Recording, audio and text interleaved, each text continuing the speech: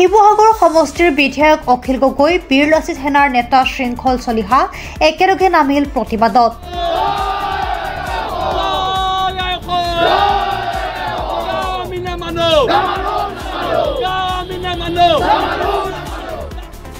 বন্ধ কৰি দিয়া হ'ল ব্যৱসায়িক প্ৰতিষ্ঠান। সৰ্বাত্মক হৰতাল কাৰ্যসূচী ৰূপায়িত কৰি বন্ধ কৰি দিয়ে শিৱসাগৰ নগৰৰ মাছমজিয়াৰ ব্যৱসায়িক প্ৰতিষ্ঠানসমূহ।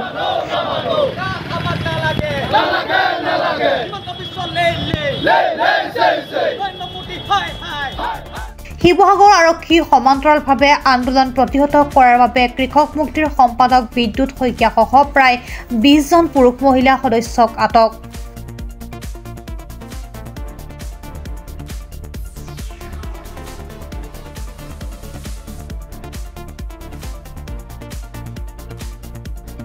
কাৰ বিৰোধিতাৰে প্ৰতিবাদ কৰোঁতে সদস্যকেইজনক আটক কৰে শিৱসাগৰ আৰক্ষীয়ে।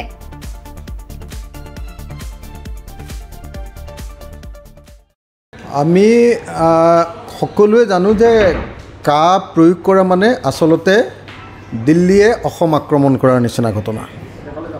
আমি সকলোৱে জানো যে মোগলে যেনেকৈ অসম আক্ৰমণ কৰিছিলে বাৰম্বাৰ, ঠিক তেনেকৈ বিজেপি আৰু RSSৰ চৰকাৰখনে এনেকৈ আমাক আক্ৰমণ কৰি আছে, অসমক আক্ৰমণ কৰি আছে, অসমীয়া জাতিৰ ওপৰত আক্ৰমণ নমাইছে। সেইকাৰণে আমি বিৰোধী ঐক্যমঞ্চৰ তৰফৰ পৰা 16টা ৰাজনৈতিক দলে ঐক্যবদ্ধভাৱে প্ৰতিবাদ সাব্যস্ত কৰিছোঁ। ঐক্যবদ্ধভাৱে প্ৰতিবাদ সাব্যস্ত কৰি আমি স্পষ্টকৈ কৈ দিছোঁ যে আমি কা নামানো, আৰু সেইকাৰণে আজি সৰ্বাত্মক আপোনাৰ হৰতালৰ আহ্বান কৰা হৈছিলে। আপোনালোকে নিশ্চয় সকলোৱে দেখিছে যে শিৱসাগৰত সৰ্বাত্মক হৰতাল প্ৰায় সম্পূৰ্ণ 100% ৰাইজে পালন কৰিছে।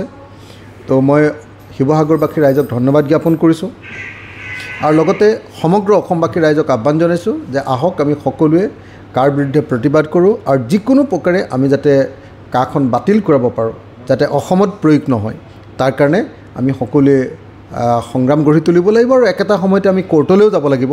ঐক্যবদ্ধভাৱে মই সকলোকে আন্দোলনৰ কাৰ্যসূচীত অংশগ্ৰহণ কৰিবৰ কাৰণে আহ্বান জনাইছোঁ। মোটাৰ যোগেদি যদি 20 লাখ বিদেশী আহে, আন্দোলন তেওঁ কৰিব, এইটো এটা বিৰোধীৰ অপপ্ৰচাৰ। মানে আমি কোনেও এতিয়ালৈকে কোৱা নাই যে বিদেশী আহিব। আমি কৈ আছোঁ যে ইয়াত থকা বিদেশীয়ে 15 পৰা 20 লাখ মানুহে নাগৰিকত্ব পাব, আৰু কৈ আছোঁ যে বাংলাদেশত 1,70,00,000 হিন্দু বাংলাদেশী আছে।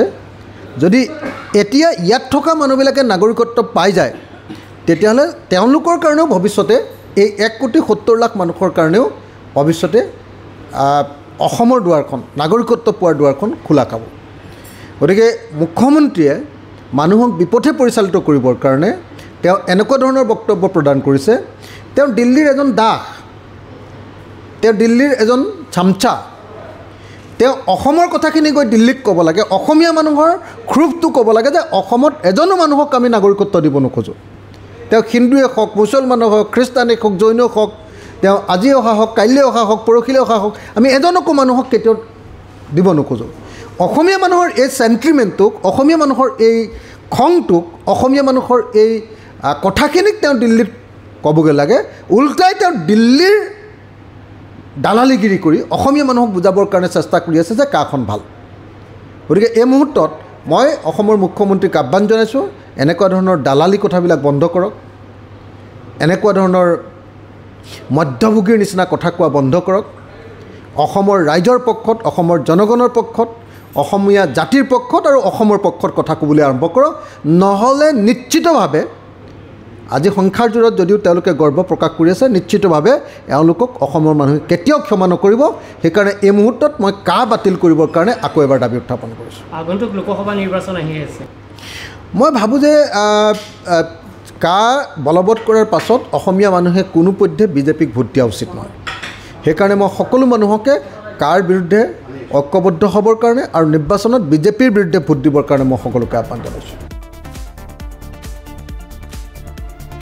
শিৱসাগৰৰ পৰা মুছাবি আলী ৰিপৰ্ট, প্ৰাত টাইম ডিজিটেল। শদিয়াৰ পৰা ধুবুৰীলৈ, বৰাকৰ পৰা ব্ৰহ্মপুত্ৰলৈ সকলোৰে মাজত চিনাকি এটা নাম প্ৰাতঃ টাইম। থলুৱা ভাষা কৃষ্টি আৰু সত্য বাতৰিৰ আধাৰত প্ৰতিষ্ঠিত খবৰ প্ৰাতঃ টাইমৰ প্ৰতিটো বা বাতৰি পুংখানুপুংখভাৱে চাবলৈ Facebook, YouTube, website, Twitter, Instagram আৰু ব্লগাৰ পেজত লাইক আৰু ফ'ল' কৰক।